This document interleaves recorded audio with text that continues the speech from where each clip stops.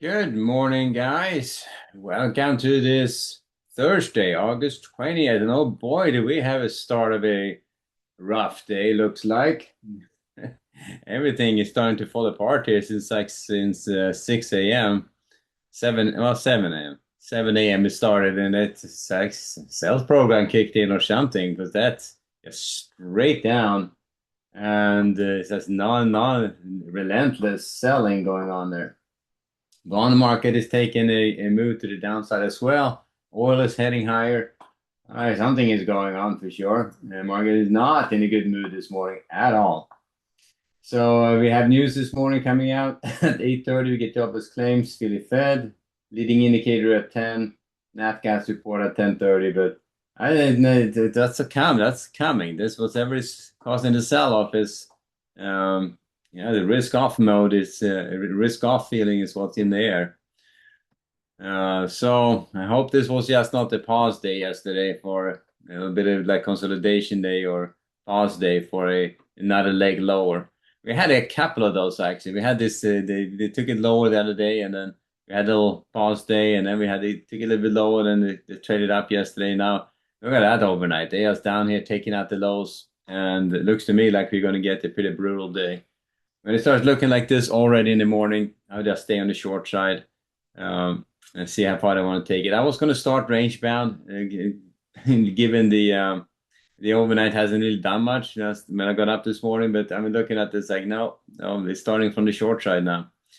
So then they're going to look to sell strength against right now the 7700s, 7710s, 7720s for rotations down, probably 30s and 45s as well. If they start trading up above that London high, maybe we'll have some kind of a comeback happening here. But right now, I'm just gonna if it gets a little bit of retracement here, I would look for short setups or rotations down.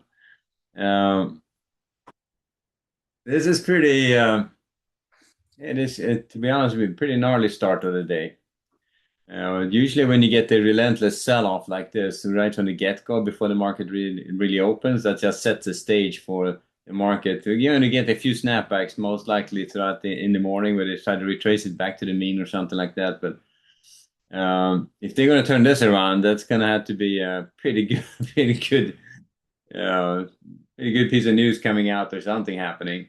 I think the bigger part is probably oil heading higher and the bond market heading lower in a big way. So the bond market is actually cratering right now. They're reversing the whole move from yesterday. So that's not a good sign. That's most likely what's also causing the sell-off here in the stocks.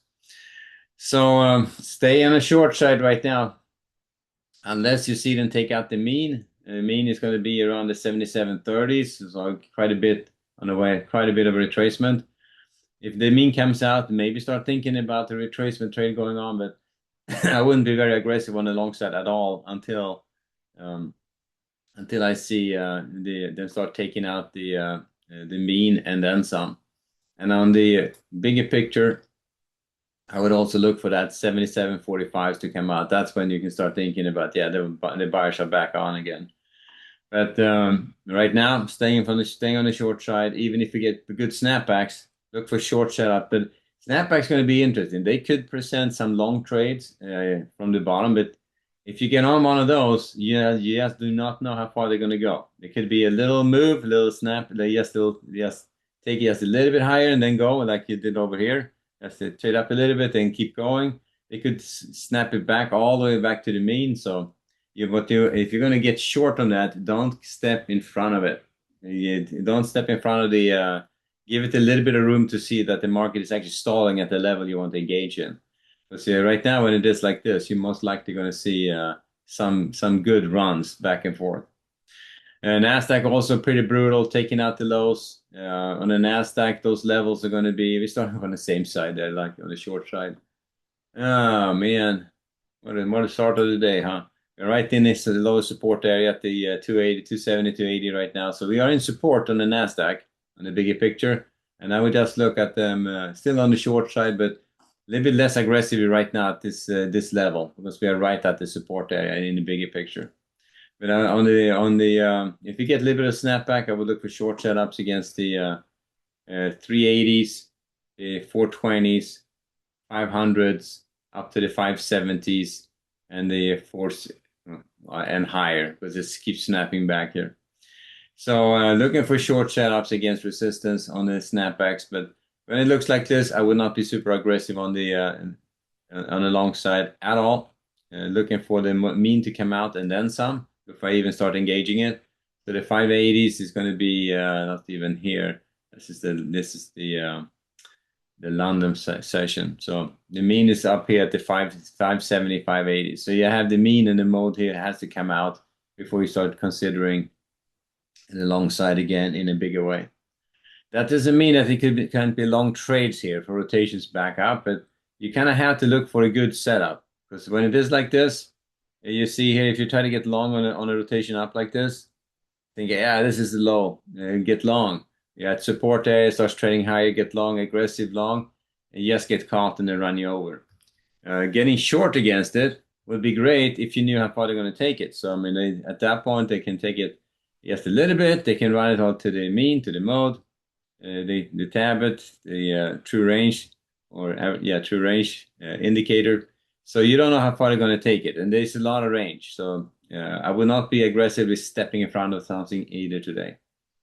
I was going to just sit on my freaking hands and watch it and then look for good setups. And good setups would be something like this. So when it stalls, back and forth, that would be a potential good setup. If you try to get long here towards the lower end of that range, at least you have a break-even trade going in case it runs against you. It doesn't mean that it's going to work, but at least it gives you a better opportunity than trying to pick an edge when it's this volatile. All right, so that's how we get started on the ES and NASDAQ. Check out the bonds. Man, that looks like a freaking nightmare. So the bond market was up here. Nice move to the upside. They held on pretty good overnight, started trading a bit higher.